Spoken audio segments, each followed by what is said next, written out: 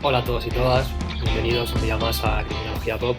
En el día de hoy vamos a hablar sobre psicología forense y penitenciaria, dos ramas de la psicología muy relacionadas con el mundo del crimen, con el mundo penal, con la criminología. Así lo vamos a abordar, vamos a relacionarlas evidentemente al final con nuestro campo de estudio. Tenemos a dos grandes profesionales, tanto Edgar Artacho en la psicología forense como a Jessica en la psicología penitenciaria, que nos van a hablar sobre en qué consiste su trabajo. Vamos a tocar temas como la reinserción, la responsabilidad, la libertad, la ciencia, cómo se relacionan estos trabajos con lo que puede hacer un criminólogo y muchos más temas. Antes de nada os adelanto que la parte introductoria que solemos hacer nosotros, donde se presentan los invitados y nos dicen quiénes son, en este caso no la tenemos. El vídeo comienza directamente explicando Jessica en qué consiste su trabajo, pero va a ser bastante fructífera la entrevista, así que os animo a que la veáis. Y nada, muchas gracias. Reinserción del delincuente. Un poquito nos encargamos particularmente de los programas de tratamiento, de la evaluación a la hora de tomar decisiones, por ejemplo, permisos ordinarios, permisos extraordinarios, revisiones de grado, etcétera, etcétera. Y un poco servir de guía, por así decirlo, de las personas que están en prisión.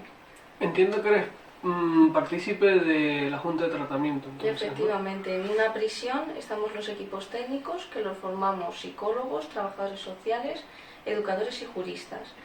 Y después la Junta de Tratamiento es un órgano colegiado, que es uno de los más importantes dentro de la prisión, que es la que toma todas las decisiones acerca del interno. Salidas programadas, terceros grados, primeros grados, permisos, quién se apunta, o sea, a quien aprobamos para el curso de cocina. Absolutamente todas las decisiones sobre un interno se toman en la Junta de Tratamiento. O sea, tenemos por un lado la parte de tratamiento, que sería esta modificación de conducta o preparación para la vida en sociedad. Y luego la parte de los permisos, que sería como esas decisiones que se toman en junta para ver cómo realizamos el tratamiento o cómo adecuamos las medidas que se puedan adecuar a esa persona. Los permisos, según el reglamento penitenciario, no son un premio. Los permisos son una medida de tratamiento, es una prolongación del tratamiento dentro de prisión. Por lo tanto, le podemos poner tantas condiciones como nosotros queramos. Por ejemplo, si una persona tiene un problema grave de ludopatía, le podemos poner las condiciones que en su permiso tenga que ir a un grupo de terapia, o a hacer contacto, o no acercarse a más de X metros de una sala de juegos. Es algo simbólico porque nadie va a estar ahí vigilándole a ver si hace eso o no, pero se entiende de que si ha llegado al punto de que nosotros hemos aprobado un permiso penitenciario es porque confiamos en esa persona. Nosotros siempre decimos que la psicología no es una ciencia exacta, por lo tanto tenemos que ver otra serie de variables que hacen más probable que una persona no vaya a delinquir. Y a lo mejor delinque durante el permiso, pero hemos confiado. ¿Por qué? Porque hay que dar oportunidades, según un reflejo de lo que haga el propio interno dentro de prisión. ¿El interno trabaja? Sí. ¿El interno se interesa por las actividades? Sí. ¿Va a la escuela? Sí. ¿Se lleva bien con el equipo técnico? ¿Es correcto? ¿Es educado? Bien.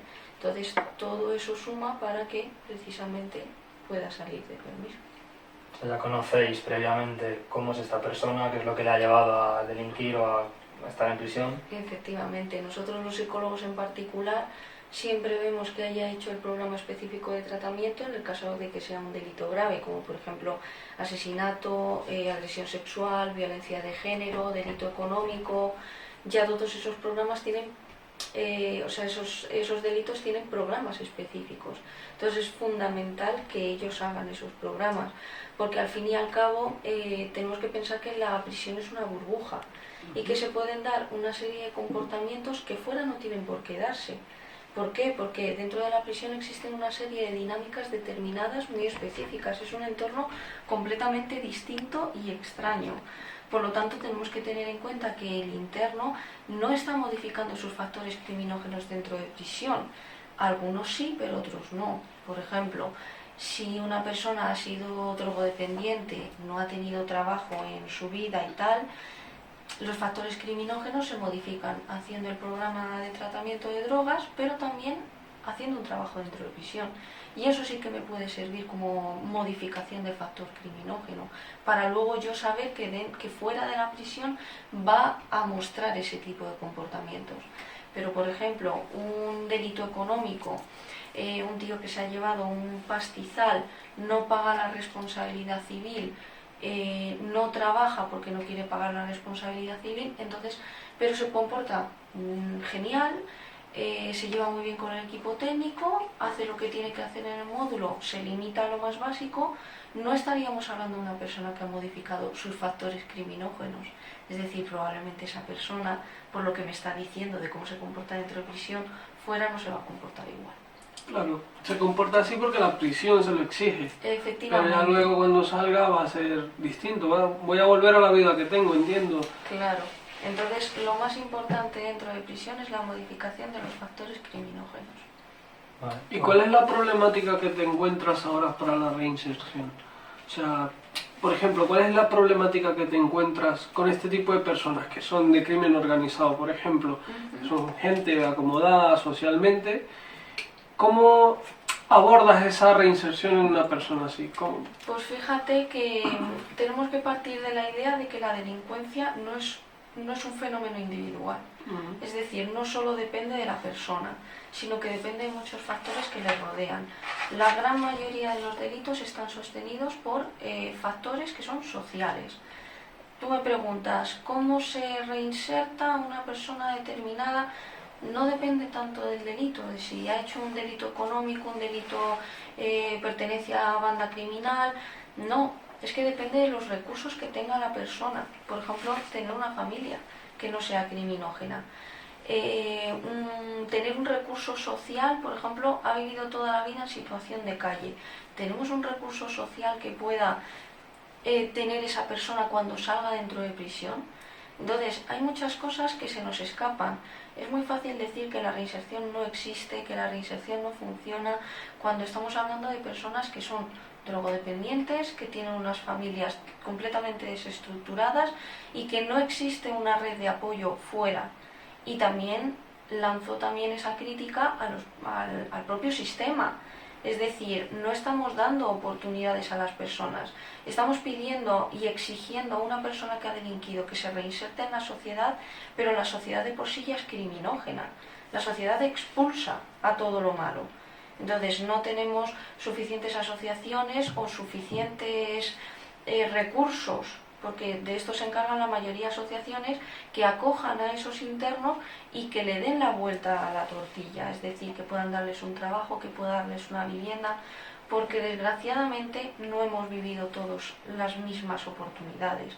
Y eso creo que nos lo tenemos que grabar en la cabeza, porque es lo primero que critica la gente, de decir, ya, pero es que ha delinquido porque ha querido, pero tú probablemente te has criado en una familia completamente normal. Y esa persona se ha criado en un entorno desestructurado, rodeado de drogas y que no ha tenido las mismas oportunidades que tú. Y creo que como sociedad también tenemos la delincuencia que nos merecemos. Un cierre. Pues con vuestro permiso, voy a abrir un melón importante, que además os va a incumbir a los dos. Y precisamente trata de esto, ¿no? La voluntad de delinquir o de no delinquir, que es verdad que muchas veces parece que se exige a la persona que decida no hacerlo, y incluso, y por eso decía que os incumbe a los dos, muchas veces se entiende que la psicología forense trata de determinar, o el propio derecho penal, no solamente la psicología forense, trata de determinar la capacidad de decisión de esa persona. El elemento volitivo creo que se llama, ¿no?, en derecho penal. Entonces, ¿qué podemos hablar desde la ciencia de la psicología, ya sea forense, jurídica, penitenciaria, sobre lo que sería la voluntad a la hora de hablar de comportamientos delictivos o de cualquier comportamiento, si se quiere llevar a términos generales? Empieza tú. No, yo empezaría por ti, que eres el antes de que entre en prisión, yo después. Tal como yo lo veo, la ciencia y el derecho tienen un problema gordo de fondo que estamos ignorando. Y es un problema de base, de premisa. El derecho específicamente penal parte de la premisa de que el ser humano es libre, y en tanto que es libre, cuando comete algo perjudicial para la sociedad, yo tengo un derecho como Estado, como sociedad, de castigarte. Y cuando tú no actúas de manera libre es cuando yo tengo, yo doy el beneplácito, porque yo estoy por encima de ti, de ponerte un atenuante, ponerte un eximente, perdonarte un poco. Si nos fijamos en las causas de exclusión de la responsabilidad penal, al final es cuando se considera que la persona no es libre de elegir. El derecho a la defensa propia, personal, a la defensa personal, es que a mí me están intentando agredir de alguna manera y yo respondo defendiéndome. Pero no es algo que yo he querido hacer. Yo no te he querido matar, es que tú me has intentado matar a mí antes. Y luego tenemos muchas comillas aquí, la enfermedad mental, que viene a ser lo mismo. Asumimos que una persona enferma mental puede no ser responsable de lo que está haciendo, porque no está actuando por propia voluntad, sino por voluntad de la enfermedad mental. Es la enfermedad la que lo está haciendo. Hablo en estos términos porque son los términos que habla el derecho los que le tienes que explicar tú al juez. Al juez no le vengas con no, es que es una conducta depresiva. ¿Es depresión o no es depresión? ¿Es la enfermedad o no es la enfermedad? Déjate de... Entonces hablo con estos términos por eso. Para mí es un problema que estamos evitando, porque enfrentarnos a esto implicaría modificar el sistema entero. Y no hablo solo del sistema penal, hablo del sistema penitenciario. ¿Hasta qué punto estamos en derecho de meter a una persona en una especie de zulo si consideramos que la conducta está determinada? No predeterminada, no sé si hemos pasado ya aquí o no, pero no predeterminada, sino determinada por una serie de factores que podemos estudiar, podemos conocer, podemos predecir y sobre los que podemos intervenir en cierta medida. Entonces, lo estamos evitando, pero esto va a terminar petando por algún lado. El gran problema de prisiones ahora mismo es precisamente la enfermedad mental. O sea, tenemos a muchísima gente que tiene enfermedades mentales graves y que no se les ha puesto una eximente incompleta, es decir, no se les ha considerado que no existe voluntad del todo. Pero ¿dónde está el límite? Estamos encerrando a personas que están en un ambiente que no deben estar. Es decir, es un ambiente en el que hay una falta de recursos muy importante, tenemos muy pocos médicos, psiquiatras aún menos. Entonces, el poder realizar una supervisión de estas personas, el seguimiento que se merecen y luego precisamente darles un recurso en la calle que les pueda tratar de manera más seguida, es muy complicado. Y yo creo que también, que en esta parte de lo penitenciario también tenemos un polvorín y está explotando. Tengo entendido que el ingreso a prisión de personas con problemas mentales se debe mucho al consumo de drogas, ¿no? Sí, patología dual. Es decir, personas que han estado consumiendo durante prácticamente toda su vida, entonces aparecen enfermedades mentales, esquizofrenias, trastornos bipolares y también hay poco personal para poder tratar. Es que ya no es solo la enfermedad mental, es la patología dual. Es decir, necesitamos un tratamiento que aúne ambas cosas, tanto la problemática de la drogodependencia como la problemática de la enfermedad mental. Y sí, es que es un problemón que tenemos ahora mismo en prisiones. O sea, podemos resumir que la propuesta filosófica del derecho parte de que el hombre es libre. Sí. Y la propuesta filosófica y científica de la psicología parte de que la conducta está determinada. Que no predeterminada, que es que se suele confundir y yo en clase ya me las he llevado, sino que el comportamiento responde a motivos, no sale de la nada, sino que responde a porqués. En algunos casos se tiene en cuenta y se habla de porqué biológico, y en otros no se tiene en cuenta porque se exige otro comportamiento. Y decimos que esto en algún momento causará más problemas, ¿no? Saldrá por algún lado. Es que sabes qué pasa, que cuando tú eres capaz de poner en un informe una causa material, llámese biológica o llámese otra persona, por ejemplo, que yo te apunto con una pistola en la cabeza para que tú cometas un delito, ¿no? Pero la causa material, yo soy un cuerpo material, se me puede atribuir la responsabilidad, ¿no? Tú no has actuado libremente. Está muy claro. Y cuando logras esto, ganas muchísimos puntos para conseguir un eximente o un atenuante importante. El tema está cuando esa causa no es material, cuando son contingencias previas, cuando es historia previa de aprendizaje. Ahí es donde tenemos el marrón, es donde cuesta convencer al juez de explicarle que bueno, pues que se ha cometido este delito, pero que no viene de una voluntad interna, metafísica, que podemos explicar el porqué cuando hacemos una historia de vida, cuando entendemos, cuando hacemos un análisis funcional. Luego supongo que iremos a Temire, tengo varias cositas que decir al respecto.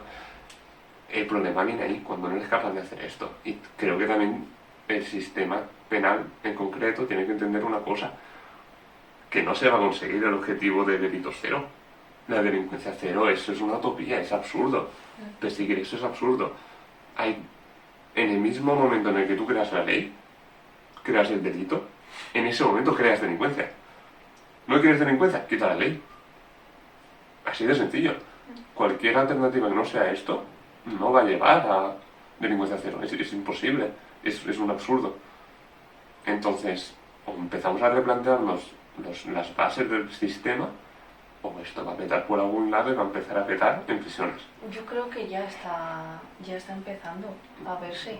Sobre todo se ve en la falta de recursos, que no podemos hacer frente a todo lo que precisamente se nos envía desde los juzgados. Y yo creo que como dice Edgar, que la criminalidad va a existir siempre, pero sí que podemos limitarla a unos niveles que podamos convivir en sociedad. Y creo que para eso hay que poner ganas y recursos. O sea, para eso hay que poner pasta, así de claro. O sea, las prisiones necesitan dinero. Igual que tú pagas a un psicólogo forense por sus servicios, tú también tienes que pagar a unos médicos, tú tienes que dar estructura a toda la prisión para que tenga algo de sentido el 25.2 de la Constitución española, para que todas esas personas puedan tener algo a lo que aferrarse una vez fuera de prisión, no solo dentro de prisión. Hay algo que ha dicho Edgar que me llama mucho la atención, ¿no? Entiendo que cuando hablas de antecedentes históricos es niños que han nacido, crecido en familias desestructuradas, entornos pues marginales, ¿no? ¿O a qué te referías con antecedentes históricos? La historia previa de... Cuando le explicas al juez... Cuando tú te pones ahí, le tienes que explicar al juez esa movida de la historia de aprendizaje, un poco, es un cajón desastre, es todo lo que no puedo explicar, ¿no? Historia previa de aprendizaje. Pero no solo esos ambientes negligentes o bueno, de maltrato. ¿Cómo explicamos lo de Bárcenas? No lo conozco, no sé qué es. Bárcenas es un político corrupto y esos... Bueno, ¿cómo explicamos ese tipo de delincuencia? Porque no nos podemos aferrar todo el rato a familias desestructuradas, a drogodependencias. ¿Cómo explicamos eso? Pues hombre, pues aquí ha habido una posición de poder, no ha habido un control, hay una sensación de impunidad y todo eso pues aumenta las probabilidades. ¿Todo político es corrupto? No. Aquellos que se creen en cierta impunidad por contactos, por amigos, por leyes que pueden hacer y deshacer ellos, eso aumenta un poco la probabilidad. A eso me refiero con historia previa de aprendizaje. Es muy individual, es muy particular, es muy específica y tampoco es verdad que todo aquel que nace en una familia desestructurada va a terminar delinquiendo. Los hay que vienen de familias desestructuradas y los hay que nacen en familias desestructuradas y tiran para adelante. Hay una serie de factores que ahí es donde el Estado tiene que entrar. Cuando decía algo que es imposible la delincuencia cero, es imposible la delincuencia cero, y en lugar de meter a la gente en prisión, oye, ¿y si hacemos atención local? ¿Y si ponemos los recursos ahí? En lugar de meter a la persona en prisión, porque en el momento que entra en prisión, eso lo puedes comentar luego, el tema de la prisionización, ahí ya estamos creando un estigma. Entonces a mí España me parece un país realmente curioso. España es un país a nivel europeo acojonante. Tenemos una tasa de delincuencia muy baja, en general, de corrupción, de homicidio, de robo, de todo. Una tasa, comparada con otros países, baja. Sin embargo, tenemos unas penas de prisión proporcionalmente más elevadas que el resto de los países de Europa y proporcionalmente más internos en prisión que los otros países de Europa. Porque el populismo punitivo vende. ¿Qué leña estamos haciendo? Y gana votos. Claro. ¿Qué estamos haciendo? ¿No es una contradicción que no tengamos muchos delitos y que tengamos tantos internos en prisión? ¿Qué sentido tiene? ¿Por qué? Hombre, pues porque tenemos penas de prisión más elevadas. Sí. Pues si tenemos tanta poca delincuencia, ¿por qué no aprovechamos para hacer, uno, prevención y dos, atención la sociedad, en la microsociedad, en el microsistema, imitando un poco los modelos nórdicos. Sí que es verdad que en los países nórdicos la gente pasa más años en prisión, también porque están condenadas por delitos más graves, porque gente que no está condenada por delito muy grave no entra en prisión. Se hace otro tipo de atención. Se puede reinsertar sin necesidad de meter a la persona en prisión. ¿Por qué no planteamos eso también? Pero fíjate también lo que hablábamos del choque entre el derecho y la psicología, por ejemplo, eso se materializa en la pena de prisión permanente revisable. La pena de prisión permanente revisable Eso es sí, como encerrar al interno y tirar la llave. Y no tiene, de derecho quedará muy bien en la ley, quedará muy legítimo, no lo sé. Pero desde el punto de vista de la psicología es absurdo. ¿Cuándo empiezas a trabajar con una persona de la que no sabes cuándo va a salir? Es completamente absurdo. Queda bien porque forma parte del populismo punitivo. Teníamos que poner algo que relajara a la gente, porque parece que la gente en general echa de menos las ejecuciones públicas, porque es así, la gente lo echa de menos. Entonces, ¿dónde está el límite? ¿Dónde empiezo a trabajar yo con el interno cuando no sé ni siquiera cuándo va a salir? Eso simplemente ya existen penas graves en prisión. Tenemos el límite de 30 años, de 40 años en los casos de terrorismo. ¿Por qué necesitamos más figuras jurídicas para castigar lo que ya existe en nuestra legislación? Entonces tenemos que también plantearnos que a lo mejor no se está legislando sobre una necesidad de la sociedad, sino que están creando necesidades a partir de cosas que no existen. ¿Por qué? Por el populismo punitivo. Eso también es otra problemática que lo comentaba también el Tribunal Supremo. Tanto cuando empiezo a trabajar con una persona que va a estar más de 20 años presa, a cómo empiezo también a hacerle reinserción a una persona que está condenada por 2 años y medio, 3, ¿sabes? A algunos, pues el que tiene menos de 2 años sale a la calle por X o por Y, pero el que tiene condena corta, pues dice, ¿cómo hago yo para reinsertar a esta persona que tiene una condena corta? El tiempo no es suficiente. Eso nos lo estamos encontrando con delitos de violencia de género. Múltiples quebrantamientos o amenazas leves o lo que sea, al final por una acumulación entran en prisión porque a lo mejor no han hecho, le han suspendido, sustituido la condena, no han hecho el programa de tratamiento o han vuelto a reincidir, les metes en prisión, a lo mejor están condenados a 6 años, a 1 año y no les da tiempo a hacer un programa de tratamiento. Hay programas que son más cortos, si existe una asociación o un psicólogo dentro de prisión que pueda hacerlo, lo hace, pero como nuestros recursos son limitados, muchos de ellos se quedan sin tratamiento. Entonces, ¿qué esperas? Vuelven a salir y vuelven a delinquir. Entonces, yo creo que sí que tiene que haber un equilibrio, ¿vale? Yo sí que veo necesaria la ley porque existe, entonces se hace necesaria, pero que haya un poquito de equilibrio entre lo que nosotros decimos que es el tratamiento y lo que ellos dicen que es la ley o las penas. Vale. ¿Cómo vamos de tiempo, más o menos? Son y 10, 40 minutos así. Vale. ¿Puedo sacar un temita? Saca Lo digo porque, Claro, a ver, no. yo vengo de Twitter. ¿Sabéis cómo es Twitter? En el momento de que es, en el momento que hablas de reinserción, es que Ted Bundy. A ver, vamos a decir una cosa. Que desde la psicología consideremos, y esto es una afirmación, que absolutamente todo el mundo se puede reinsertar, no significa que seamos capaces de hacer que todo el mundo se reinserte. En el sentido de, yo puedo influir hasta un límite. Yo como psicólogo puedo influir hasta un límite, como terapeuta. Entonces, ¿es necesaria la prisión permanente revisable? Yo creo que no. ¿Significa eso que voy a poder reinsertar a todo el mundo? Pues los hay que te va a gustar más.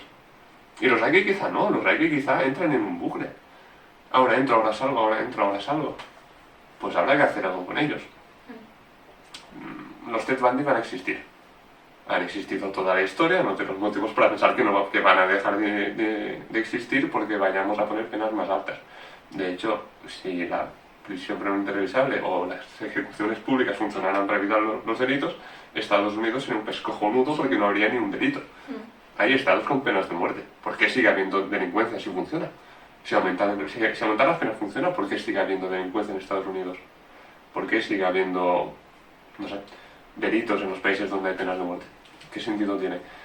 Entonces, también es verdad que yo creo que tenemos que legislar en el sentido de beneficiar a la mayoría.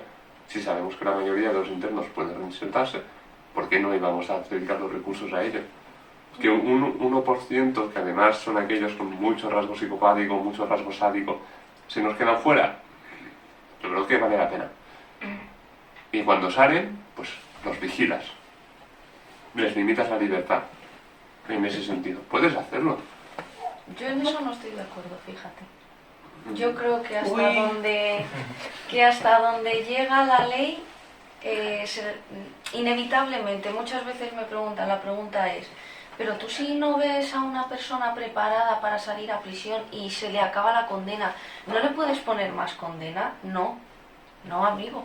No. O sea, la ley llega hasta donde llega. Claro. Inevitablemente no podemos seguir ni controles ni nada. Los controles se establecen dentro de la ley y para eso existe el tercer grado, por ejemplo, la libertad condicional, que es ahí donde se puede hacer el control. Pero una vez que el interno ha acabado su condena, inevitablemente va a salir en libertad y va a ser una persona libre y decidirá volver a delinquir o no volver a delinquir en función también de sus factores o circunstancias. Pero yo creo que ahí sí que tiene que haber cierto control de la ley detrás, en esa vigilancia que se produce después de prisión. Y yo creo que sí que tenemos la figura, por ejemplo, tercer grado con la libertad condicional. Y más allá de la libertad condicional, ¿existe otro programa? O sea, un programa de vigilancia post-penitenciaria. Oye, pues a eso chico... sería lo ideal y lo enfocaría más a una asistencia post-penitenciaria. Es decir, que existiera una red de recursos, pues ya sea tratamientos, viviendas o lo que sea que existen, pero son anecdóticos. Es decir, yo ojalá viviera un momento en el que la asistencia postpenitenciaria estuviera instituida, estuviera con una estructuración tal en el que la persona tuviese garantizado una serie mínimo de recursos una vez haya acabado la condena.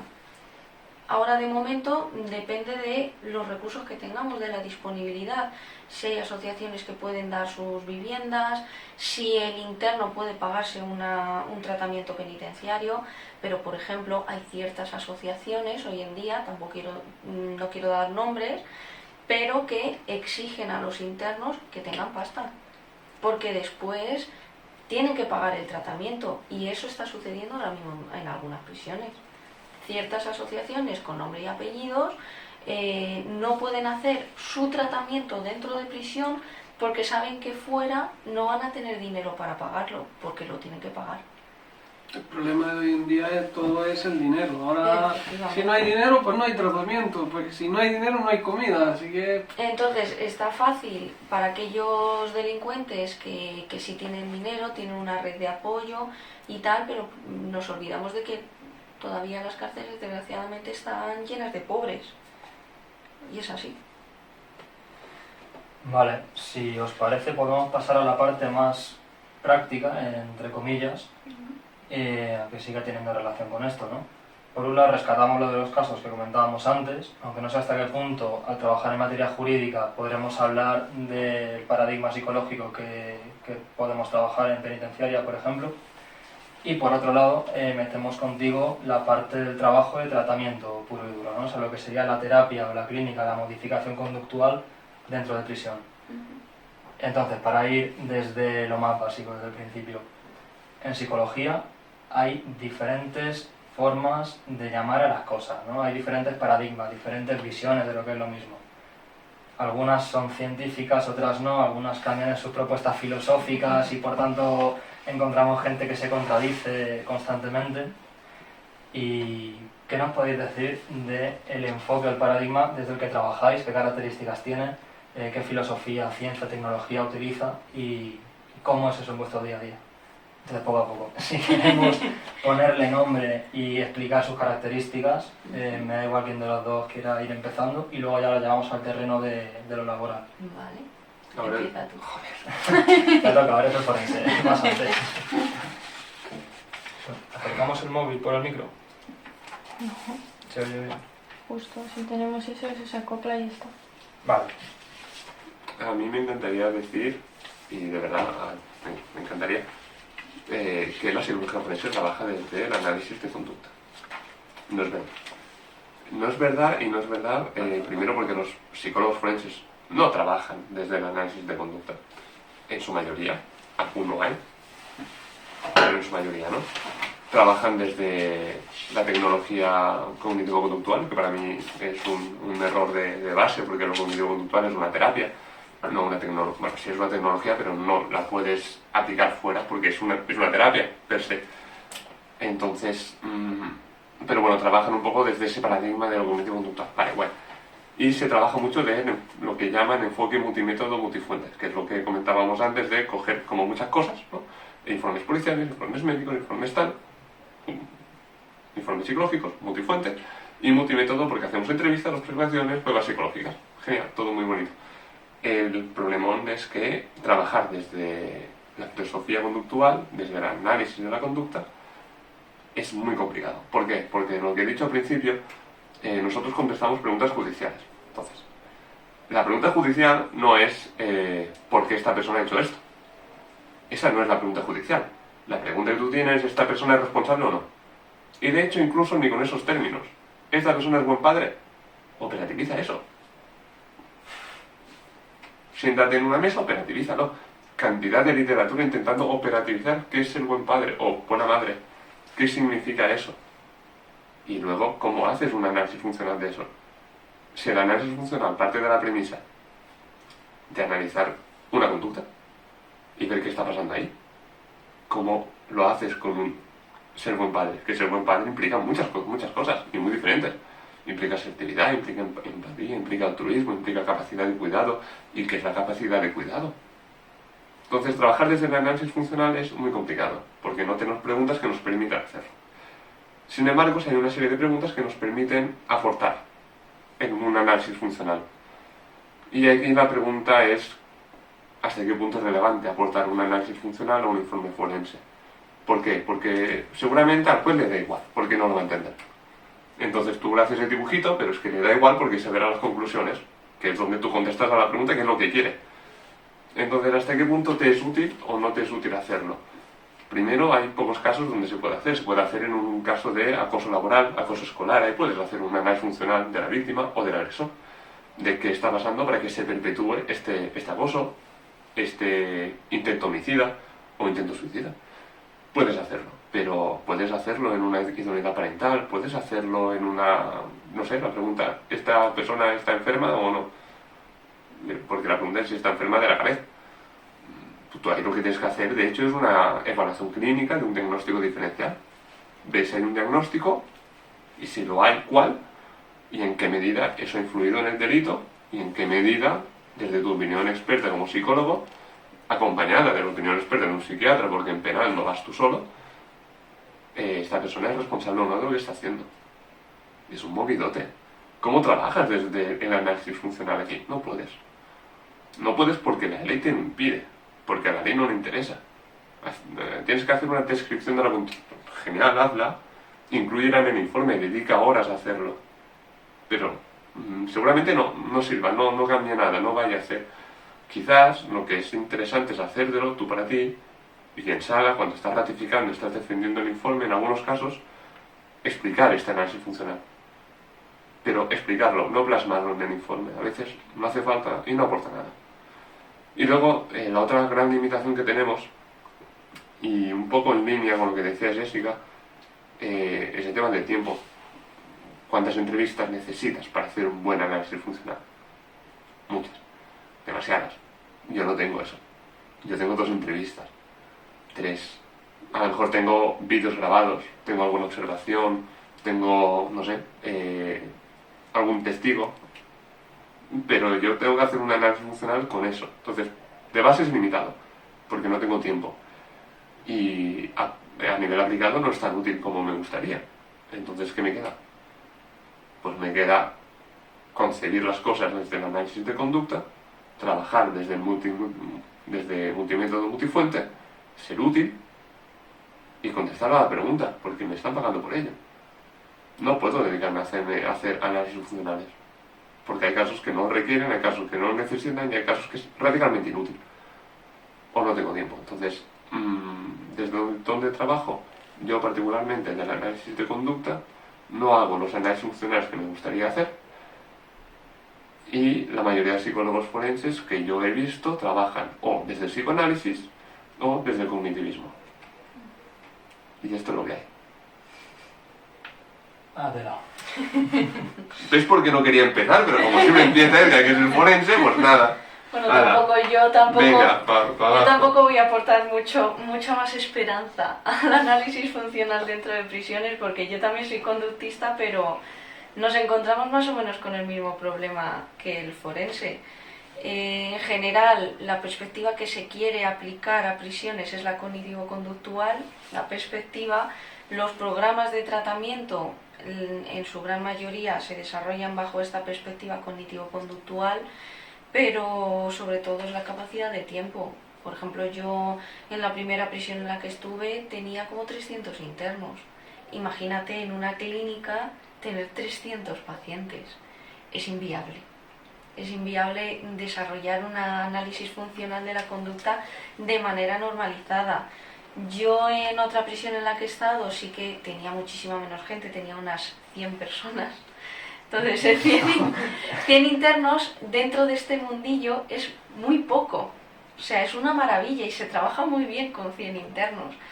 Entonces, a través de entrevistas, yo soy una persona que se implica mucho con los internos, pues sí que vas haciendo cosas, sobre todo del delito, vas a hablar mucho tiempo con ellos, entonces no vas a tener, no es como en la clínica que tienes una estructuración a la hora de hacer un análisis funcional, pero yo sí que hago análisis funcionales, aunque sean cadenas sencillas, pero siempre en prisiones, a diferencia del forense, sí que se trata de buscar el porqué.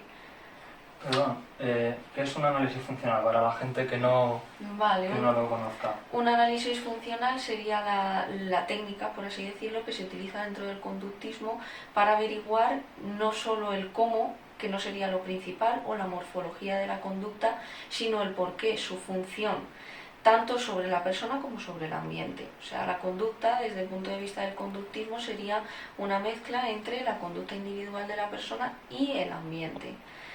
En prisiones, siguiendo a colación de todo esto, en prisiones yo creo que últimamente se está derivando en pseudociencias, si es que se le puede llamar en algún momento ciencia, y se están introduciendo programas que no deberían introducirse a estas alturas de la vida, como tenemos avanzado dentro de la psicología. Pues personas que no tienen ni siquiera ese cognitivismo que a lo mejor sí que se puede manejar dentro de prisiones. Estamos hablando de personas que están haciendo programas en el que ni siquiera dan importancia a la responsabilidad dentro del delito. Tú no puedes hacer un programa sin hablar de la responsabilidad, sin hablar del propio delito. Entonces yo creo que está habiendo influencias que no debería haber dentro de prisiones. No es generalizado, afortunadamente, pero sí que le lanzaría esa crítica a prisiones. O sea, hay gente poco preparada o que ha entrado por algún enganche o algo así, ¿a eso te refieres? No me refiero tanto a eso, me refiero a lo mejor a gente de fuera que no es el propio personal penitenciario, que aporta otra serie de perspectivas que no debería estar aportando. A ver, yo a lo mejor porque soy muy recta o muy crítica o no sé, pero yo dentro de prisiones estamos hablando de personas que han cometido delitos. Es un hecho bastante grave como para que estemos jugando a otra serie de pseudociencias, ¿sabes? Yo soy muy crítica porque creo que tenemos que tener cierta exigencia a la hora de nuestro trabajo y no podemos perder el tiempo. Estamos hablando de una persona que tiene una condena y tenemos que trabajar con ella. No puedo empezar a hacer un psicoanálisis con una persona que sé que va a tener un tiempo de condena determinado. A lo mejor el psicoanálisis le irá a alguien bien fuera de la calle, pero en prisiones no funciona, porque se dan una serie de dinámicas y una serie de estructuras que no permiten el desarrollo de determinadas perspectivas psicológicas dentro. O personas que aplican ciertas partes de la psicología cuando ni siquiera son psicólogos. Entonces ahí es donde yo veo que no hay que sobrepasar el límite dentro del prisión. Eso sería un tiro para el criminólogo, diría yo, no sé. No, fíjate, no me parece tanto. Lo que pasa es que a mí me da pena de que no exista la figura del criminólogo dentro de la prisión. ¿Por qué? Porque sí que puede aportar. O sea, todo lo que sea aportar es genial. Pero me da pena porque no está bien regulado. Entonces, pues por eso a lo mejor precisamente la figura del criminólogo no se hace, ahora mismo no se sabe bien qué es lo que hace, dónde encaja, dónde tal. Entonces, si estuviese bien regulado, ya hablo pues no solo de la aplicación del trabajo, sino del antes, de quién se encarga de poner el trabajo donde tiene que estar, yo creo que sí existe y existiría la cabida dentro del criminólogo en prisiones. Pero la mayoría de los criminólogos entran al cuerpo de ayudantes, porque en prisiones tenemos diferentes cuerpos. Yo estaría en el cuerpo superior de técnicos, luego tenemos el especial y el siguiente sería el cuerpo de ayudantes. Pues yo creo que la mayoría de los criminólogos por orientación a prisiones se meten a ayudantes y por ahí tiran. Bueno, está claro que el criminólogo no es un psicólogo, sí que puede complementar, o sea, yo creo que puede ser no alternativo, pero sí complementario. Por ejemplo, hablábamos antes de que una vez que tienes la libertad total, no hay un seguimiento.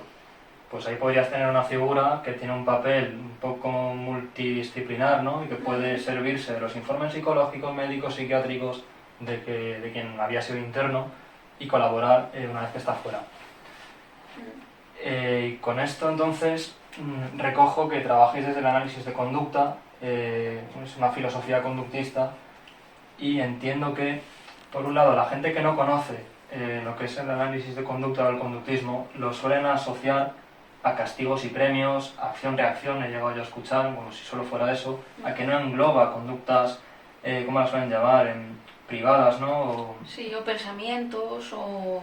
Eso yo sí que he oído a alguien de mi trabajo decirme que nosotros no incluimos lo cognitivo dentro de nuestro análisis. Y eso es una mentira como una catedral. Sí, es un poco la versión que se escucha fuera. Y por otro lado, la gente que igual sí que conoce este paradigma de antes de estar metido en lo laboral, tal vez es que rechace el modelo de prisiones. Yo muchas veces lo pienso, si una persona tú la estás sometiendo a penas privativas de libertad de corta duración, porque son unos 2 años, ponte, de pena, podríamos estar en un programa de reforzamiento variable. Entonces podríamos estar sometiendo a esa persona a un aprendizaje de, vale, solamente me tengo que comportar bien o hacer el tratamiento en los últimos meses o semanas de la condena. Entonces, claro, a lo mejor una persona que trabaje o que tenga un paradigma, una filosofía conductista, no termina de entender la función de una prisión como buena. Pero aún así es esperanzador, por lo menos para mí, que sí haya profesionales conductistas tanto en el ámbito forense como penitenciario como en general. Y si queréis contar algún caso concreto que hayáis abordado o que os habría gustado abordar desde esta perspectiva, pues somos todos oídos. Sí tenemos curiosidad por saber, e igual esto ya va un poco más para ti, qué perfiles son con los que trabajáis dentro de vuestro ámbito, qué es lo que más os llega, qué es lo que más habéis trabajado, por qué, si os gusta más, si no, si es más difícil, más fácil. Si quieres empezar tú. En la psicología del antes, la psicología forense. Antes lo que voy a decir es que he dicho que los psicólogos forenses trabajan principalmente en el paradigma del psicoanálisis y en el cognitivismo. No los quiero equiparar, porque no son equiparables, no son equivalentes. El psicoanálisis mal, el cognitivismo bien, y lo digo alto y claro, y si no, pues os miráis el código deontológico de la psicología. No voy a argumentar más. Me he cansado de ciertas cosas. No tengo por qué leer informes donde se acuse a un progenitor de malos tratos o de abuso sexual infantil basándote en poco menos que el test de Rosa. Estamos hablando de cosas muy serias, estamos hablando de cosas muy graves y el psicoanálisis no tiene ninguna cabida en la psicología jurídica, no solo forense. Y en la clínica es otro debate, que lo tengan ellos. Entonces, he leído informes muy delicados, a los que se llega a conclusiones muy serias, y que si tú te tomas la libertad de llegar a esa conclusión, que menos que sustentarla en una buena metodología. Porque estamos hablando de penas de prisión. Entonces, ojo. ¿Cuál era la pregunta? Casos, bueno, pues precisamente esto viene un poco a la pregunta, ¿no? ¿Qué casos me gustan más y tal? ¿Y qué perfiles te han llegado? ¿Con qué trabajas? Antes de nada, ¿un juez puede aceptar un informe? Sí. Madre mía. O sea, hablamos del test de Sí, las masas. ¿Qué más da? Que tiene, entiendo que tiene poca base, o sea, poco fundamento, ¿no? Que le falta... No poco, no existe el fundamento directamente. Ahí, a ver, haciendo un poco de círculo, he dicho antes que el informe se somete a la sana crítica. La sana crítica no es más ni menos que a lo que el juez le apetezca. Punto. Luego te dirán, no, es que la sentencia tiene que estar argumentada. Sí, sí, pero nadie dice que tenga que estar bien argumentada. Claro, es que para mí un argumento puede ser pues porque sí, porque lo digo yo. Y si a mí me gusta el psicoanálisis, pues ¿por qué no iba a aceptar una prueba psicoanalítica? O una prueba psicografológica. También los hay. Y sí, también se acepta. Al final, se acepta lo que el juez considera y no se acepta lo que el juez no considera. Te guste más o te guste menos, estemos hablando o no de ciencia, porque es la ley. Ese es el choque. ¿Qué perfiles suelen llegar? En psicología forense, cuando empiezas, custodias. Te hartas a custodias.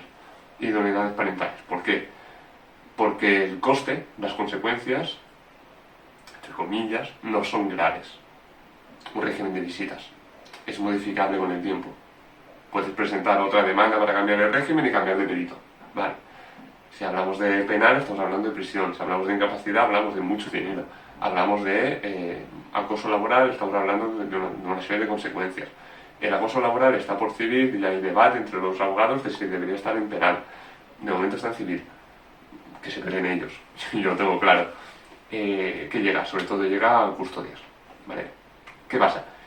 Pues que aquí es muy importante tener un padrino, tener una madrina, tener alguien que ya esté trabajando, que esté bien asentado y que te dé casitos y que te supervise. Es importante porque está supervisado y guay, y es importante porque te da contactos, porque difícilmente tú los vas a tener. Si tienes, no, es que yo tengo un amigo que estudió Derecho, si tú crees que le van a dar el caso gordo del despacho a tu amigo y va a confiar en ti pues porque sois amigos y el poder de la amistad. No, esto no es Pokémon. No va a ser. Lo siento, no tienes casos, no llegan. Promocionate por donde quieras, no llegan. Un abogado se fía más de lo que dice su colega que de lo que dice Internet. Tú te puedes vender como el mejor perito habido y por haber de la historia de la Comunidad de Madrid, que no te va a contratar nadie sin referencias. Entonces te llegan las custodias, porque es a nivel de consecuencias lo más barato y lo que menos consecuencia tiene. Y luego está lo que a mí particularmente me gusta mucho, que es el contrainforme. A ver, para poner contexto, yo llevo 3 años en Twitter quejándome de todo. Entonces, ahora hago lo mismo y me pagan por ello. Es un gran paso. ¿Vale? Entonces, para mí es un glow up, ¿sabes? He subido de nivel, bien. Primero me lo paso genial, eso es verdad, ¿no? Soy honestamente sincero, me lo paso muy bien. Supone estar al día de la literatura, supone entender las pruebas que se pasan, por qué se pasan, supone cuestionar si la prueba que tú has utilizado, que puede ser el MCMI, el cuestionario de Milon de trastornos de la personalidad, o de trastornos mentales, que está basado en criterios del DSM, y tú lo has administrado a un progenitor en una idoneidad parental. Pues yo tranquilamente te digo que bien la selección, pero que puede ser mejorable con el instrumento de Minnesota. ¿Por qué? Porque desde cuándo tú buscas patología en un padre. ¿Qué motivo tienes? ¿Cómo justificas esto? El que tú uses una prueba tiene que estar justificado. Pues eso puede ser un contrainforme. No solo eso, porque el juez se quedará con cara tonto y te mandará a la mierda rápido, ¿no? Porque dirá, pero si dices que se puede utilizar, ¿por qué lo criticas? Tu único argumento es que hay una prueba mejor. Ya, pero esa es mala, no, vale, pues ya está. Entonces, un contrainforme. A mí me gustan mucho porque supone una medida de control para los propios profesionales. El que tú sepas que te pueden contrainformar supone que te exijas más, porque no quieres cagarla. Porque como te hagan un contrainforme, siendo tu perito de parte, te hace un contrainforme y la sentencia tumba tu informe y se posiciona del otro lado, a ti ese abogado no te vuelve a llamar. Porque la has liado partísima. Y te la puedes jugar a que tú hagas un informe muy bien hecho, el otro venga con psicoanálisis, el juez sea psicoanalista y te tumbe. Te la puedes jugar a eso. Es raro, muy raro, pero puede pasar. Entonces, a mí particularmente me gusta contrainformar. Me gusta, no la sensación de control. No me gusta ser una especie de policía de la psicología, pero para mí, en lo que son mis intereses, supone un coste de respuesta bajo porque se hace relativamente rápido, he terminado uno en 3 días. Ese en concreto era fácil porque solo eran entrevistas a los padres. Supone dinero, a nivel de tiempo que dedicas, dinero que ganas, es muy beneficioso. Y luego supone hatear a la peña, que me encanta. Entonces, Criticar a los demás. supone, sí, realmente supone criticar a los demás. Yo recuerdo un caso, o te pongo el ejemplo luego. Bueno, ahora si quieres, acabamos de casos. Vale. Bueno, llegó un informe, era el primer caso que llevaba además, y llegó un informe de psicosocial, de un juzgado de aquí, de la Comunidad de Madrid. Entonces yo me vi las pruebas y yo vi el test HCP de la Casa Árbol Persona, no sé si lo conocéis, la técnica proyectiva. Vi una cosa llamada test DS, que no ponía autor ni año. Vi el inventario de autoestima de Rosenberg, de 1969 creo, una cosa así. Y el de Hamilton de la ansiedad, de 1959, algo así. Total, que la conclusión era que el padre era un maltratador, un drogadicto, y que la custodia pues tenía que ser para la madre, que nada de eso, que es muy buena madre, es perfecta. Entonces, a ti te llega eso. Y a mí la psicóloga que me supervisa me dijo, Edgar, ¿te ves capaz? Y yo, no. Dice, venga, va, te superviso. Y yo digo, bueno, va, venga, va, me lo pienso, venga, para adelante. Y hicimos un contrainforme y luego hicimos un informe. Es decir, la idea era ir al juicio, tumbando el informe de psicosocial e ir 0 a 0 con la otra parte, pero como íbamos con un informe de idoneidad parental, íbamos 1 a 0. Tenemos un informe que dice que este señor es buen padre, y el informe donde dice que es una madre está tumbado. Por lo tanto, la otra parte no tiene nada. Es mucha estrategia. Es mucho de, si tú tienes un informe psicosocial en el que tú sales beneficiado, ¿por qué vas a contrainformar? Tú no haces nada, tú vas con eso. Tú como abogado vas con eso. Esa es tu defensa. ¿Qué pasa? Que la otra parte, si te lo tumba, ¿qué te queda? Entonces tienes que pensar mucho qué proponer al abogado. A lo mejor el informe psicosocial sale beneficioso para tu abogado, por decirlo así. Entonces tú lo que planteas es un informe de idoneidad parental. ¿Por qué? Pues porque si lo tumban, tienes el informe de idoneidad. Y si no lo tumban, tienes el psicosocial y lo tuyo. 2 a 0. Lo tienes muy de cara. Muy complicado tiene que ser que te tumben 2 informes en la ratificación. Muy complicado. Entonces mucha estrategia. Entonces la idea era esa. Ir con un 1 a 0, tumbar el psicosocial y presentar nosotros lo nuestro. Me puse con el contrainforme, me lo pasé muy bien, fue muy divertido tumbar es que es divertido. O sea, es que... Es todo un partido de fútbol sí, o algo así, ¿no? Sí, de tenis te diría más bien, ¿no? Porque son golpes continuos. Es un toma para ti, ¿verdad? Es divertido. Y nos pusimos a hacer la evaluación de idoneidad. Oye, ¿es un buen padre o no es un buen padre? Y resulta pues, que todo apuntaba que sí. La entrevista sí, las observaciones sí, teníamos vídeos de él con el menor de bastantes años atrás, donde se les veía en cumpleaños, en fiestas, en la piscina, una interacción normativa, la que esperarías tú ver, ¿no? No era negligente, no era maltratador, no le daba un porro al menor, bien, ¿no? Bueno, vale. No tienes motivos para pensar que no eres, que esa es un poco la idea. Entonces, ¿qué pasa? Le pasamos las pruebas. Y tuvimos un marronazo.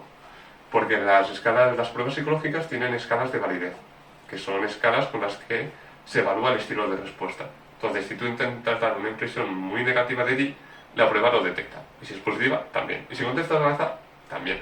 Y si contestas no prestando atención, también. Total, que contestes serio a la prueba.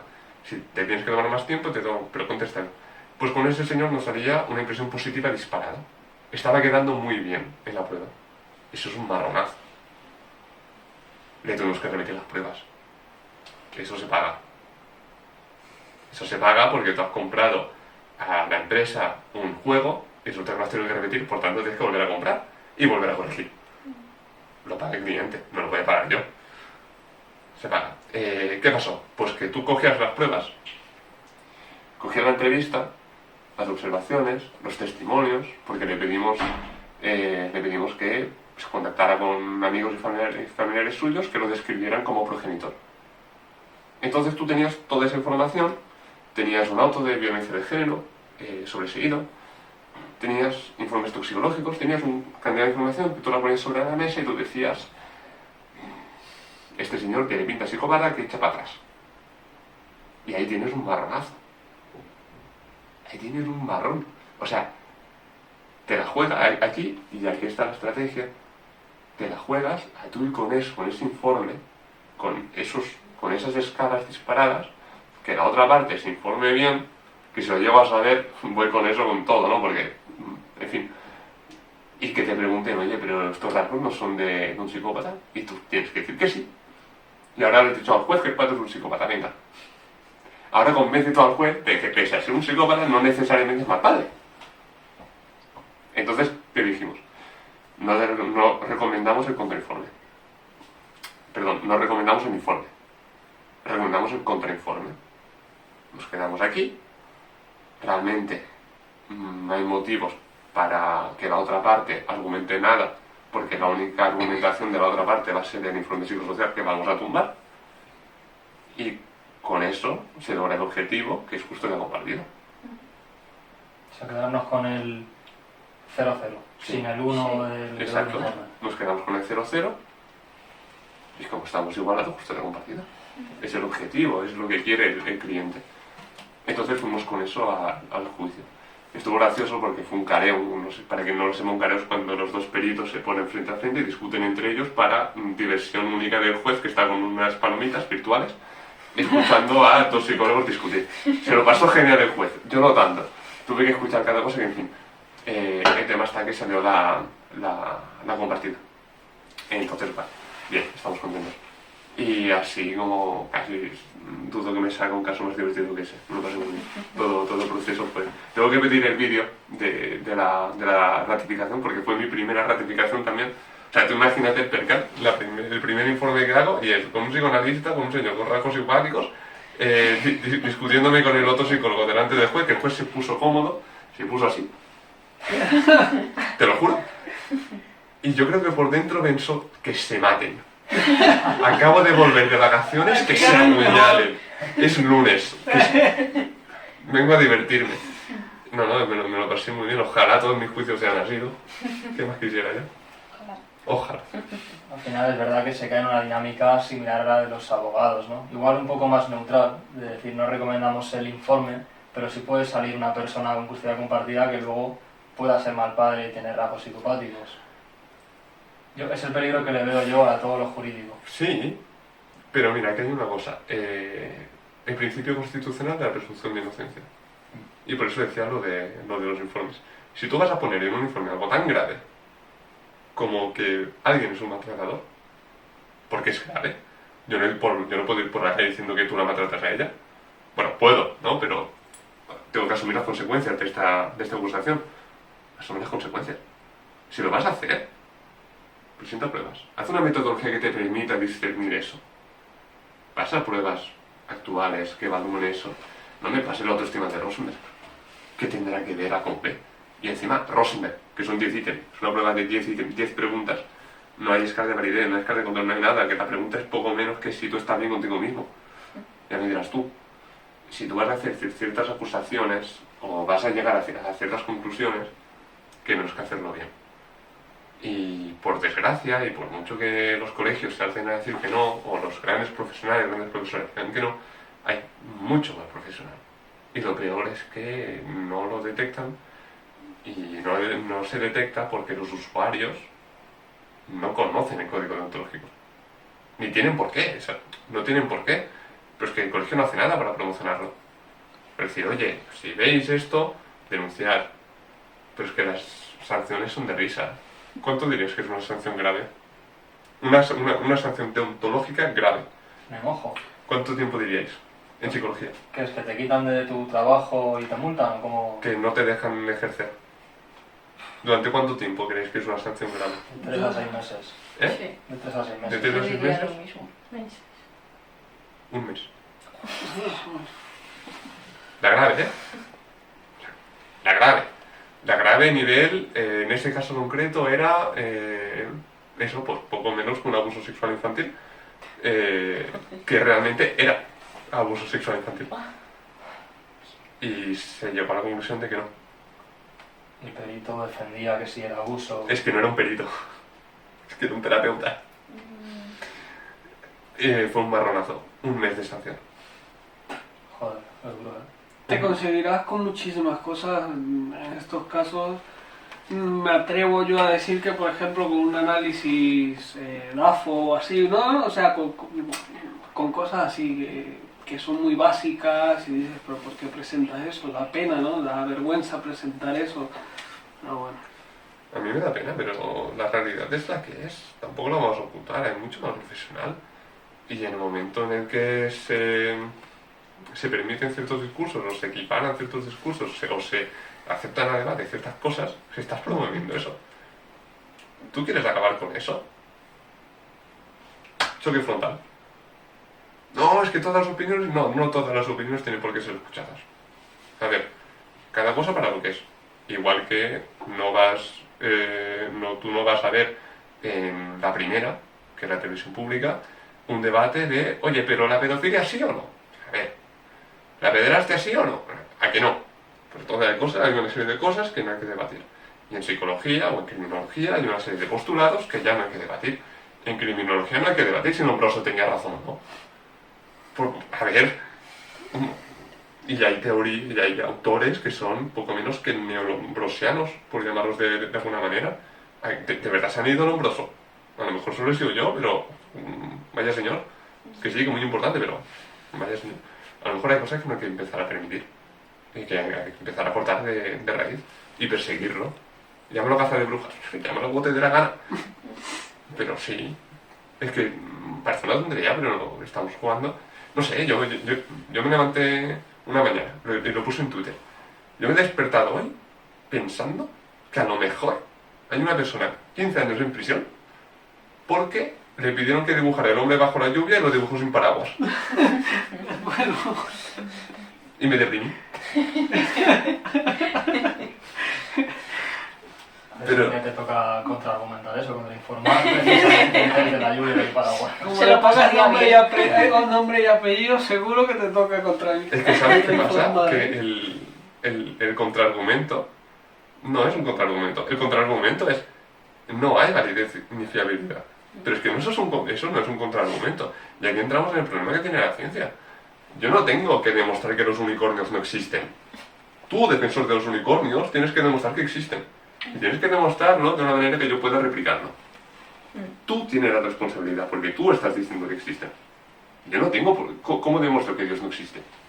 No puedes. ¿Cómo demuestro que el unicornio no existe? ¿Y cómo demuestro que tu prueba no funciona? Hablamos de axiomas en ese caso, Claro. de filosofía. Vale, de filosofía, pero no hablamos de empirismo, de método científico. ¿Cómo demuestro que una prueba no es eficaz? No puedo, tú tienes que darme esos datos. Ahí está el peso. Y ahí está el peso de la argumentación ante el juez. Es decir, señorías, que yo no tengo que demostrarle que esta prueba no es útil. Él tiene que demostrar lo que es. Vamos a poner el peso de la argumentación quien lo tiene. Y es complicado tumbar ciertas pruebas porque te salgan con el demuestra que no funciona. No, campeón, demuéstramelo tú.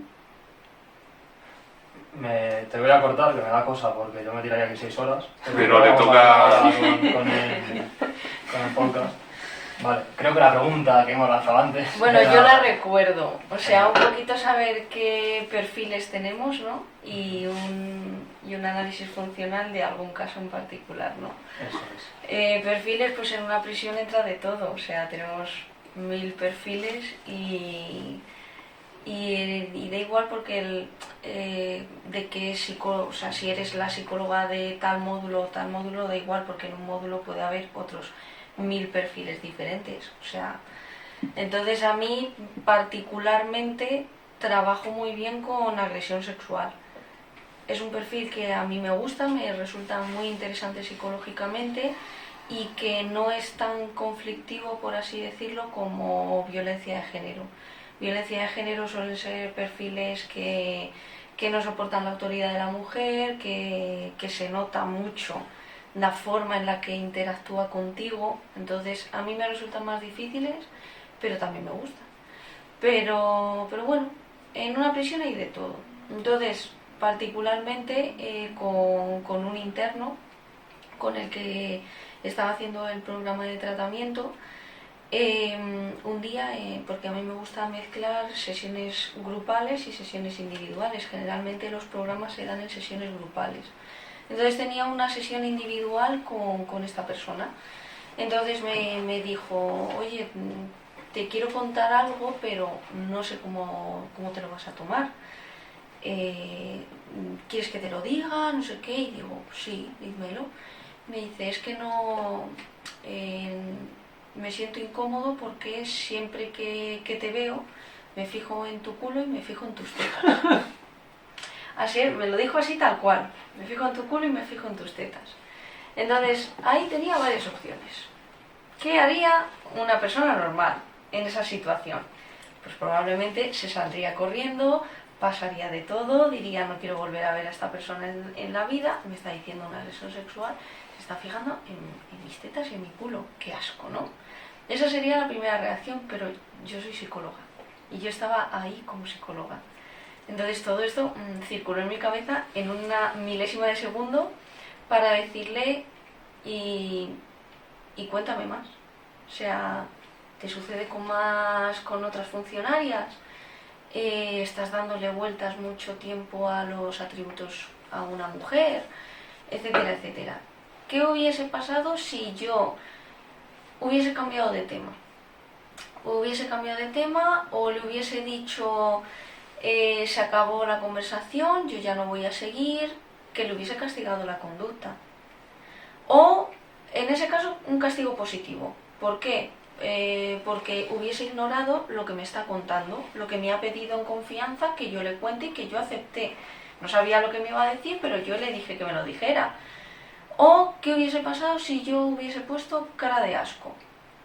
Yo todavía no había hecho el análisis funcional de esta persona de manera... Le conocía mucho y había hecho análisis funcional, tal, pero no en profundidad. ¿Qué hubiese pasado también si le hubiese puesto cara de asco? Pues a lo mejor lo hubiese reforzado. Porque a lo mejor yo no sé si me está diciendo ese comentario para tentarme, para saber cuál es mi reacción. Con los internos hay que tener una relación muy clara. Yo soy la psicóloga, pero tú tienes que saber cuáles son los límites. ¿Qué es lo que pasa? Que ese era el primer comentario que me había hecho, por así decirlo, fuera de lugar. Pero lo consideré dentro de la terapia porque antes no me había dado otras señales. ¿Qué es lo que pasa? Que en ese momento tuvimos una conversación de cómo era, o sea, ya no solo describir la conducta, describimos la conducta, cuántas veces te pasa, cuándo más te pasa, sino también por qué te pasa. Entonces ahí es fundamental saber por qué. Luego después, más adelante, ya si resulta que esta persona, imagínate, en este caso no ocurrió, pero imagínate que esta persona insiste y se recrea en el comentario y empieza a hacer mucha alusión a es que no para mirarte las tetas, que no para mirarte el culo, que estás buenísima. Ahí hubiese sido fuera de lugar. Ahí el tema de conversación hubiese sido diferente. Ahí sí que hubiese tenido que aplicar castigo. Ahí sí que hubiese tenido que desarrollar otra serie de alternativas, pero como no sucedió, eso significó que él me había comentado en confianza una serie de conductas que él veía como difíciles. Y es más, en otro momento me vino súper contento a otra de las sesiones individuales que tuvimos y me dijo que una de las conductas más recurrentes que tenía era ver solo programas en los que salían mujeres presentadoras. Y decía que a partir de ese momento solo veía documentales de la 2. Entonces, que solo se ponía los documentales de la 2. Y dices, bueno, parece que hay una evolución. Entonces ahí es donde, en esos casos, es donde veo más claramente dónde puede estar el papel del análisis de conducta. Porque si yo no hubiese interpretado de manera adecuada las señales, esto es una práctica de mucho tiempo. Porque lo más importante también dentro del análisis de conducta no es ponerte con un papel y boli y hacer cadenas conductuales, análisis de la función de determinadas conductas, sino también la utilización del lenguaje dentro de la terapia. Entonces, si tú no eres capaz de utilizar el lenguaje de manera adecuada, que es donde se va a producir realmente el cambio de la conducta, entonces tampoco eres un buen analista de conducta. Si yo en ese momento no hubiese actuado como un analista de conducta y hubiese puesto cara de asco o hubiese dicho la conversación aquí ha terminado, probablemente estaría castigando a esta persona que me estaba contando en confianza una cosa que le perturbaba mucho en ese momento y que le daba vergüenza contármelo. Entonces, no es tanto tan importante el trabajo que hagamos como analistas de conducta en nuestro despacho a solas, analizando la historia del sujeto, o la función o cómo puedo tratar a esa persona en función de lo que me haya contado, sino también qué es lo que trato yo en terapia y cómo utilizo el lenguaje con él. Es verdad que parece difícil antes de haber hecho el análisis funcional, ¿qué le digo? Porque es verdad que puedo estar reforzando que me diga esto, puedo estar extinguiendo, castigando esta conducta y sobre todo con lo ambiguo que es el lenguaje. Lo que digo yo, tú lo interpretas de una forma y para ti a lo mejor tiene una función que para mí no tenía. Yo pensaba que me iba a tener. Efectivamente, hay que tener mucho cuidado con eso. Por ejemplo, esta persona se obsesionaba mucho con lo que decíamos o hacíamos las terapeutas.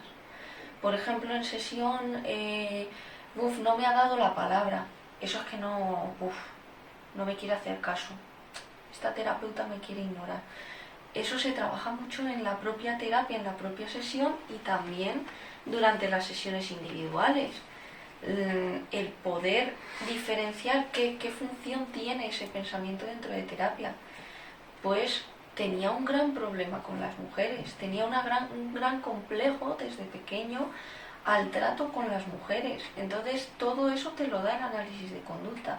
Y no hace falta hacer un análisis previo de conducta, tipo cuando me refiero al papel y bol y tal, sino ir en tu cabeza estructurando cómo es esta persona. Pero eso es la práctica, es leer mucho, practicar con tu propio lenguaje, qué es lo que ha fallado, el análisis de ti mismo como terapeuta. No solo lo que hace la otra persona en terapia, sino lo que tú haces como terapeuta dentro de sesión. Y eso creo que es un trabajo que tienes que hacer a diario y dedicándote mucho tiempo a ti mismo para hacer un buen análisis de conducta y todo lo que me queda a mí por delante, por supuesto. Y ya que has dicho que los perfiles de agresores sexuales te parecen muy curiosos, a mí me llama la atención que en la cárcel una persona que ha emitido conductas sexuales problemáticas o antiterapéuticas delictivas, ¿no? Se le prive precisamente de estimulación sexual, porque esto puede estar alterando lo llaman creo que la cuarta variable, ¿no? Dentro de lo que es motivación o motivar a esa persona, la estás teniendo en una privación de ese tipo de reforzadores, luego le va a ser más intensa la respuesta ante estímulos sexuales.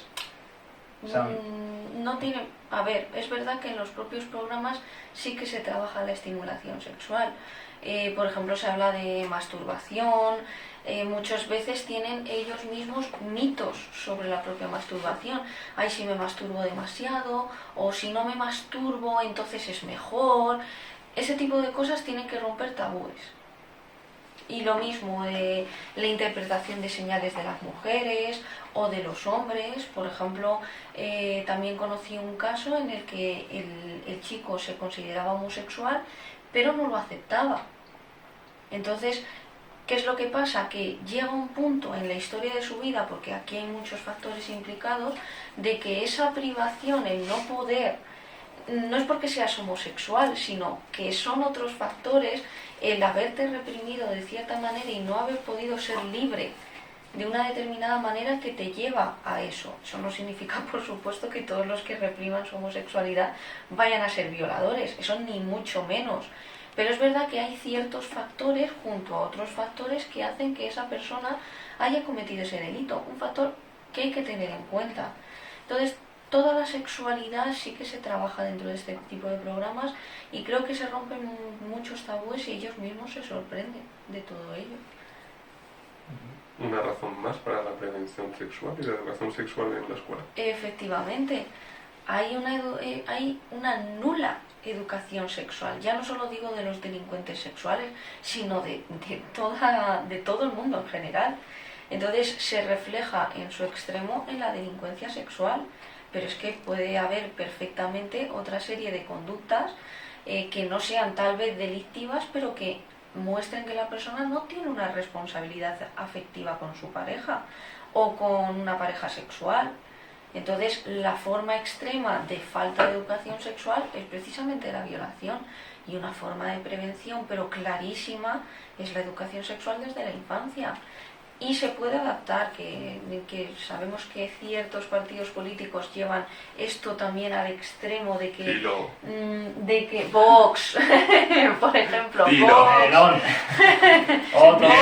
diciendo que vamos a enseñar a poner condones a niños de 3 años, es mentira.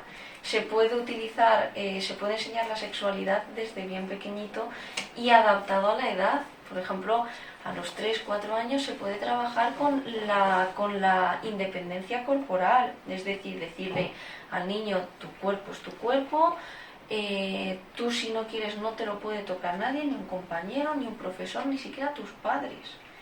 O sea, enseñarles desde pequeño de que ellos su cuerpo es su cuerpo. Luego, desde cuando entren en la adolescencia, ya se pueden introducir temas sexuales, de parejas, de consentimiento y tal. Pero si es una educación que se da desde la infancia, es que estamos previniendo muchísimas agresiones sexuales o muchísimos abusos. Es así. Yo sí quiero, aunque esto implica alargarnos un poco más, pero lo veo fundamental. Bueno, primero os gusta Vox, me he dado cuenta, era la primera. Milito en Vox desde pequeño. En caso. En casa tenemos camisetas de Abascal y Ortega Smith. Se me ha ido ya con la tontería. Sí, a ver, agresión sexual, agresores, violadores, abusadores. ¿Cómo es el tratamiento? Estas personas se suele escuchar que no cambian, que un violador va a violar siempre.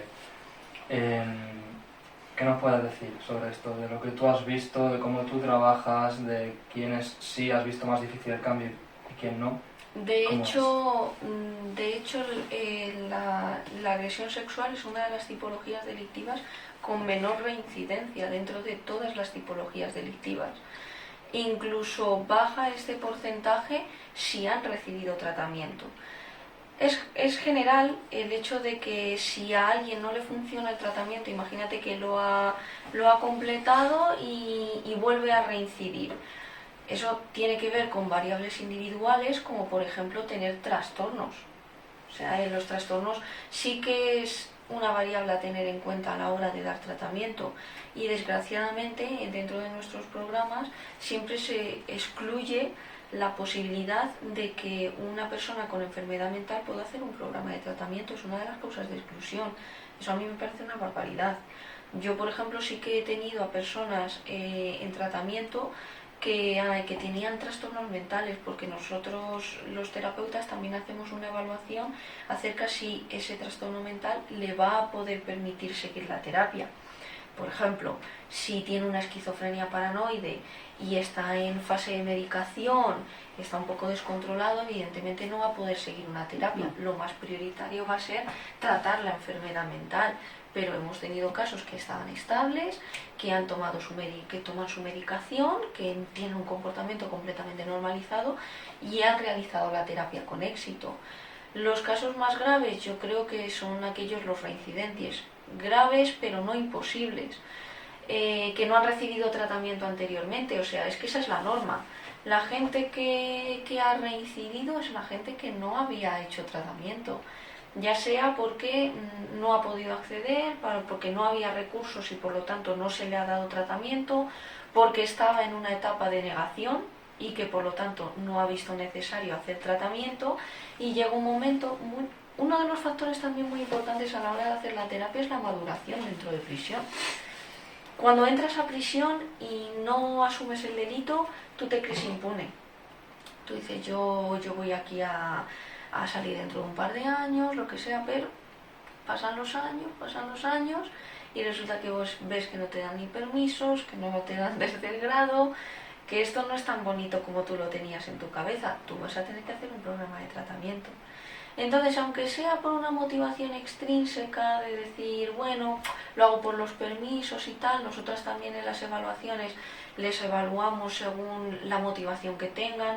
Si tienen una motivación completamente extrínseca, les excluimos, porque creo que hay perfiles, hay pocos recursos y por lo tanto cuando vamos a hacer un programa hay mucha gente que quiere venir y hay que filtrar. Vamos a dar prioridad a aquellos que realmente están interesados en el tratamiento. Pero aunque tengan un poquito de motivación extrínseca, luego dentro de terapia se le puede transformar a una motivación intrínseca, de que realmente lo hagan por su cambio, por mejorar, por reconocer el delito. Entonces yo, por ejemplo, en la última terapia metí a 3 que negaban rotundamente el delito y que en terapia lo llegaron a reconocer. Y además se lo dije a ellos y le dije, ¿os acordáis de que vosotros no, al principio me negabais rotundamente el delito? Y me dijeron, sí, es verdad, pero luego te das cuenta de cosas dentro de la terapia. Un primer paso es reconocer el delito y además ese querer cambiar, ya no solamente por las consecuencias más inmediatas a nivel de la propia prisión, sino por algo que pueda estar relacionado con un cambio en esa conducta, ¿no? Efectivamente, se trata mucho porque una vez que lo reconocen, ya sea antes o después del programa, algunos vienen con un trabajo personal muy profundo, reconocen el delito, pero hay que cambiar, pero vienen con culpa. Y la culpa no hace nada. La culpa es inmovilismo. Lo que hay que transformar muchas veces en terapia es la culpa en responsabilidad. Es decir, ellos tienen una responsabilidad para con la víctima, para con la sociedad. No me sirve de nada sentirme culpable, porque eso lleva al victimismo. Y tú no eres una víctima, tú has cometido un delito. Probablemente seas una víctima en otros aspectos de tu vida. Luego se hace un análisis de la historia personal y a lo mejor nos encontramos con abusos sexuales en la infancia, nos encontramos con maltrato, con abandono familiar, etcétera, etcétera. Eso puede que sea víctimas de tu propia historia, pero no te hace víctima del delito. Tú no eres la víctima es otra. Entonces por eso hay que transformar esa culpa en responsabilidad. ¿Qué más así a nivel general se hace con estas personas? Una vez que ya asumen su responsabilidad, quitamos la culpa de la ecuación, ¿hay algo a nivel general, porque entiendo que esto luego es caso por caso, que suele repetirse? Tampoco sabría qué decirte. Se trabaja mucho dentro de la terapia lo que es la prevención de recaídas, para que ellos mismos, en todas las terapias en general, no solo digo de delitos sexuales, un poco para prevenir ciertas señales que puedan ser precipitantes al delito. Pues por ejemplo, una persona que acomete delitos de abusos sexuales a niños, el quedarse cerca de un colegio, por ejemplo, pues se trabaja cómo se puede evitar ese tipo de conductas y el comprender que eso te está acercando más al delito. Es decir, que no estamos hablando solo de una conducta, bueno, no importa, yo si miro no pasa nada. O por ejemplo la masturbación con niños, si está todo en mi cabeza no pasa nada. Se trabaja desde el mismo principio de la terapia que los pensamientos también son precipitantes de las conductas y que por lo tanto si no trabajo los pensamientos se precipitan las conductas. Entonces eso es lo que se pretende evitar para que no haya fallos, para que no no sé si te referías a eso, pero para que no haya esas conductas repetitivas o inofensivas, que ellos se piensan que son inofensivas, que las llamamos en terapia decisiones aparentemente irrelevantes, que tienen en apariencia irrelevancia, pero me pueden acercar al delito. Claro, entiendo que es mucho más complicado cambiar los gustos, vamos a llamarlo, ¿no? O esas sensaciones, esas respuestas ante estos estímulos, niños, que aprender con estos aprendizajes que tú ya tienes, vamos a evitar estas situaciones, ¿no? Se hace un contracondicionamiento, o sea, ahora hay que desviar la excitación sexual a las mujeres o a los hombres. Hacer un análisis de tengo una excitación exclusiva con niños, tengo una excitación con niños y con mujeres, eso es más fácil de trabajar, tengo una excitación con niños y con hombres, entonces ahí es donde se hace el trabajo. Desde el primer momento se tienen que dejar las cosas claras y yo se las dejo claras desde el principio. Si vosotros a lo mejor en terapia no queréis decirlo delante de todo el mundo, pero si vosotros tenéis alguna conducta de estas, me la tenéis que decir, porque tenemos que trabajar sobre ello. Y fuera vergüenzas, fuera tabúes, yo no os voy a juzgar, yo estoy en una posición completamente neutra y conmigo podéis ser sinceros. Y muchas veces se cortan porque yo soy una mujer. Entonces en terapia muchas veces lo dicen que me cuesta mucho decir ciertas cosas porque no sé cómo te vas a sentir tú. Y con eso también hay que trabajar, la relación que tengo yo con ellos. Pero eso es importante, ¿no? Eso es súper fundamental. ¿Por qué? Porque... Que te digan eso, digo. Sí, a mí me parece, y además que se aprecia de decir, joder, pues tengo ciertas cosas que yo no sé si contarte porque tengo miedo a cómo reacciones. Y dices, es que mi reacción no debe importar aquí. Yo estoy aquí para trabajar contigo. Y eso también se trabaja dentro de terapia. La propia relación terapéutica, que en clínica es fundamental, pero es que en penitenciaria es 3 veces fundamental. Y además también hay que tener mucho cuidado porque daros cuenta que trabajamos con personas que tienen carencias emocionales, carencias afectivas, y es muy fácil que confundan la relación y de que se les escape un guapa, un no sé qué. No. Yo soy la terapeuta y conmigo podéis tener confianza, nos podemos reír en cualquier momento, utilizar chascarrillos, reírnos en terapia y todo lo que quieras, pero hay que saber dónde está el límite. Y eso creo que también es un reto o una de las cosas que más nos cuestan a los psicólogos penitenciarios al entrar.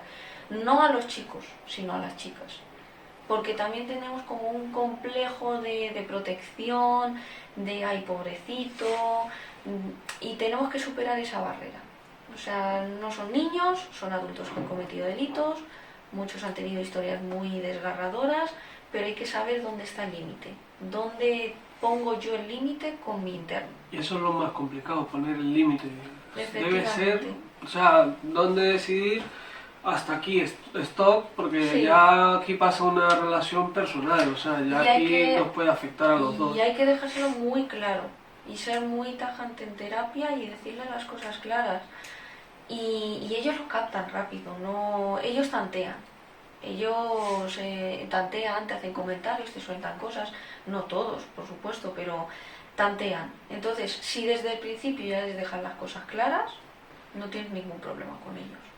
Y una cosa que yo a veces siempre le pregunto a los profesionales con los que me he venido encontrando, ¿cómo haces para hacer ese separamiento de tu vida personal con la laboral? Es decir, yo siempre lo he dicho, somos humanos y y todos tenemos sentimientos, ¿no? Nos da vergüenza o nos da pena o nos da pues la situación del otro. ¿Cómo haces para apartarla, que no te afecte, que no te deprima, por ejemplo? Sí. Yo creo que hay varios factores. El primero de ellos, porque soy joven, he empezado hace poquito, y yo creo que eso cuenta, porque la acumulación de experiencias es lo que yo creo que te hace un poco quemarte. La segunda, porque me gusta mi trabajo. Afortunadamente yo puedo considerar que esto es una vocación y a mí me gusta. Y la tercera, porque aprendes a que lo que te dicen o hacen los internos no lo hacen contra tuya, no va a lo personal.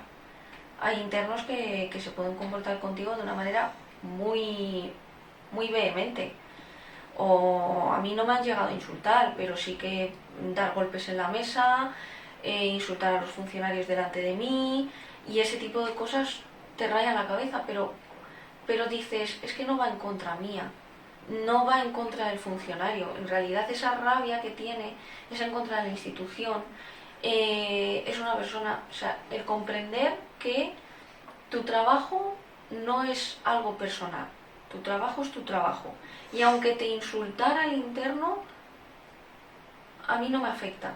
¿Por qué? Porque yo sé que no lo dice contra mí, lo dice contra lo que represento.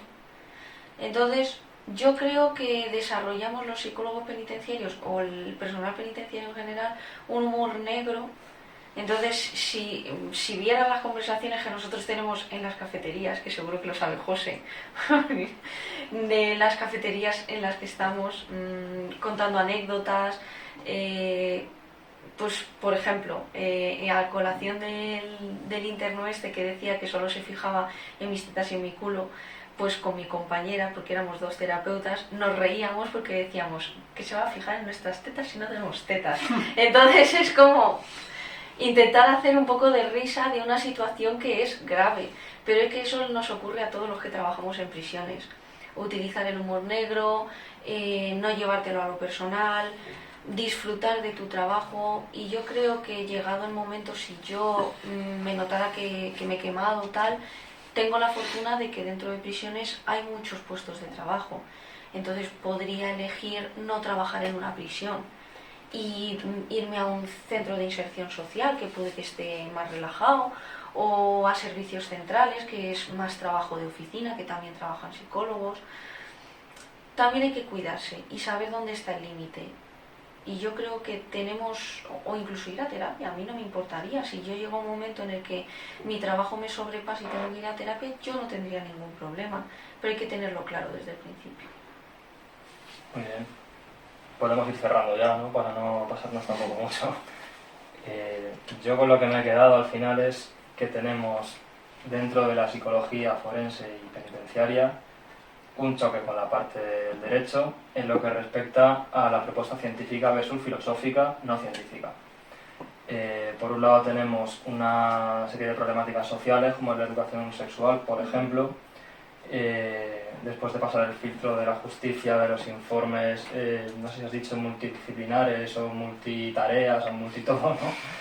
De pasar por un montón de profesionales, acaban en prisión, donde hay tratamientos, donde hay diferentes propuestas en junta o entre el equipo, el trabajo que sea, y sobre todo con que hay muchas formas de hacer las cosas. Igual que tenemos una especie de enfrentamiento entre derecho y ciencia, pues dentro de la propia ciencia también hay enfrentamientos, y tenemos pseudociencias o pseudo algo y ciencias también enfrentadas.